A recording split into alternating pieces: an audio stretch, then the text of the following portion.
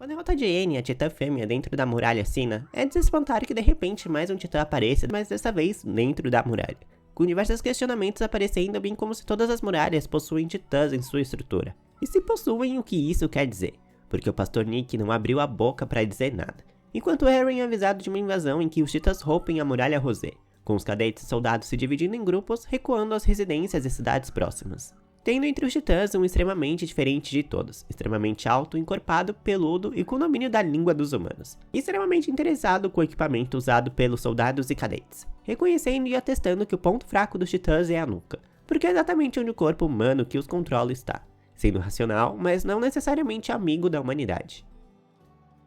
É bastante renovador seguirmos com a história de outra pessoa que não Armin, Mikasa ou Eren, e sim darmos lugar e chance de conhecermos outros recrutas, como por exemplo Sasha, que não possui uma narrativa como a de Eren ou mesmo Mikasa, mas ainda extremamente interessante. Ainda não entendendo o conceito de precisar se adaptar e depender dos outros, o que faz sentido, quando estamos falando de seu próprio mundinho dentro de sua vila e território que está diminuindo cada vez mais, com cada vez menos alimentos pelos ataques dos titãs, mas também refugiados desse ataque. Voltando e encontrando sua cidade sobre um layout completamente diferente e uma nova perspectiva de como as coisas devem funcionar, salvando uma garotinha de um titã que está devorando a perna de sua mãe, que por sua condição física, ninguém ali da cidade se importou em ajudá-las. Exatamente o que Sasha pensava. Mas agora sob uma perspectiva completamente diferente que não existe outra alternativa a não ser depender dos outros, sendo salva a garotinha por ela e ela por ninguém menos que o seu pai.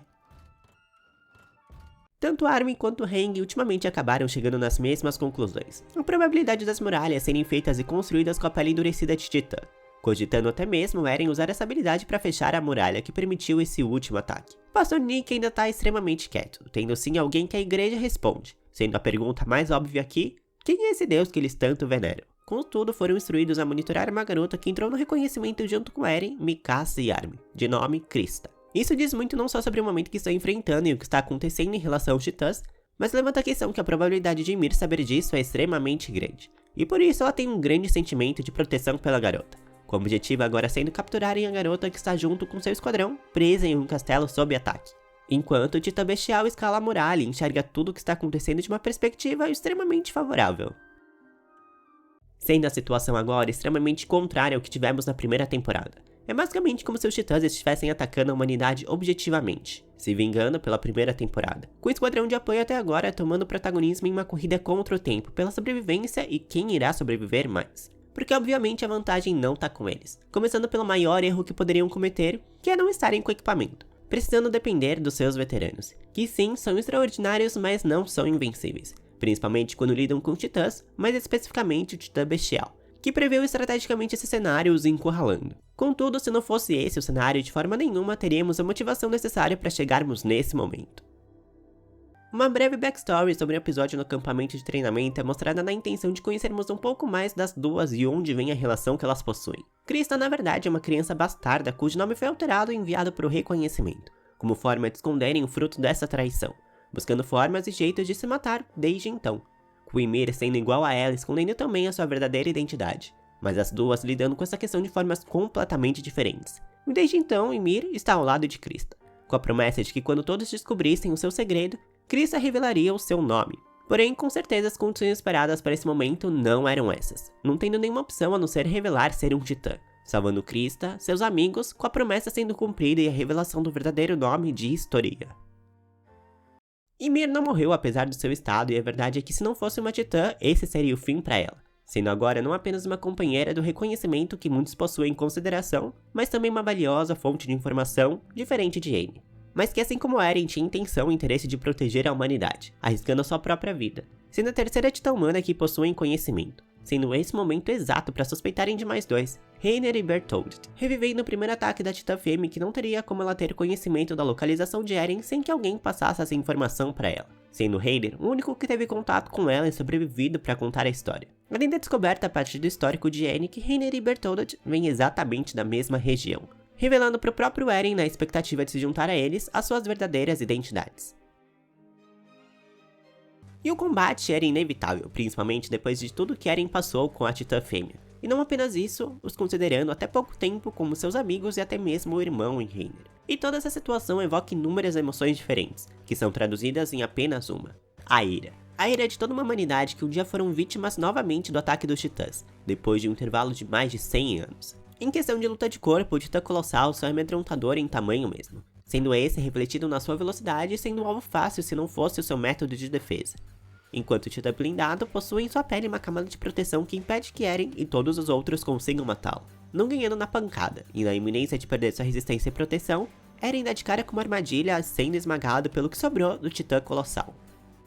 Sendo por fim levado junto com Ymir, Bertholdt e o titã blindado como era a intenção desde o começo. E a derrota tá estampada nos rostos, principalmente dos amigos como Armin e Mikasa, relembrando o momento de quando eram mais novos. Sempre limpando as bagunças que Eren se colocava, nunca sendo bom de briga, mas sempre se enfiando em qualquer que fosse para defender seus amigos. Percebendo que não importa quanto tempo passe, Eren está de certa forma sempre fugindo deles, e eles correndo atrás para recuperá-lo, quase como se estivessem estafados dessa dinâmica e dessa relação entre eles, sendo, imagino eu, bastante cansativo. Contudo, Hannes, que possui memórias afetivas com Eren também, consegue trazer de volta Armin e Mikasa, dizendo que mesmo que sempre corram atrás de Eren, ele nunca desiste, até pelo menos um deles aparecerem para ajudar e salvá-lo, dizendo essa ser uma dessas, se juntando a eles na busca mesmo não fazendo parte do reconhecimento, com o objetivo de recuperar Eren e Ymir também.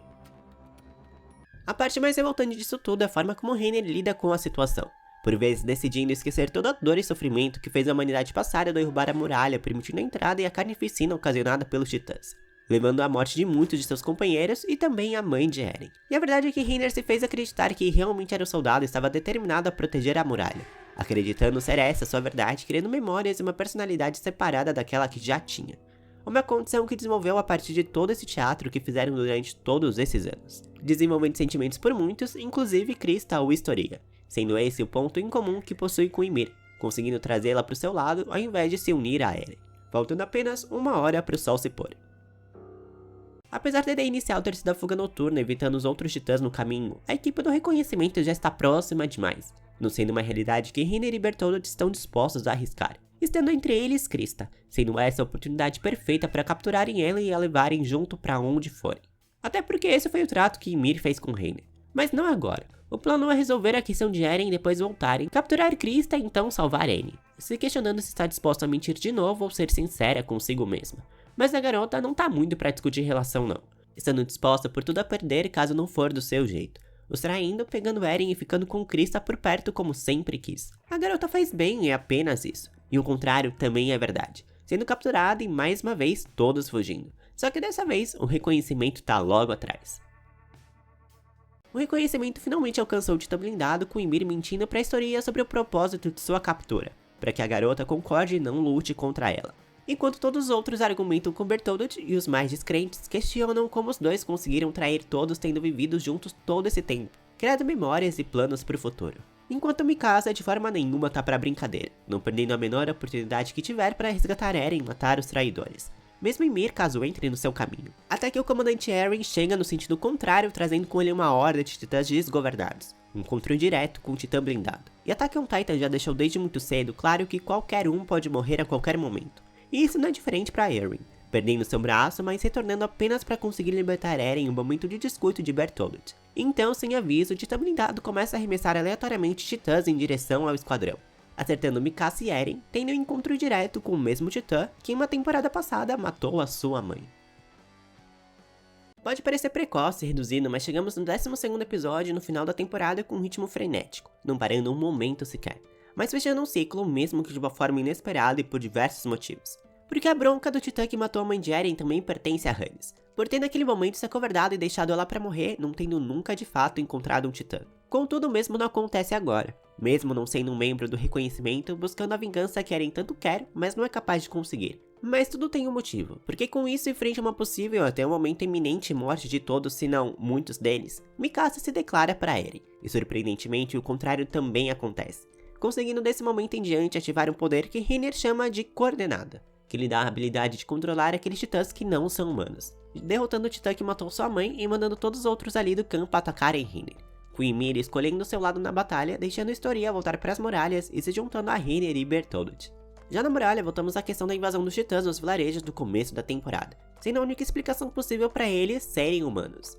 mas não tendo provas para isso pelo menos por enquanto. Tendo ali, em algum lugar, em alguma muralha, a resposta que a humanidade tanto procurou por tantos anos.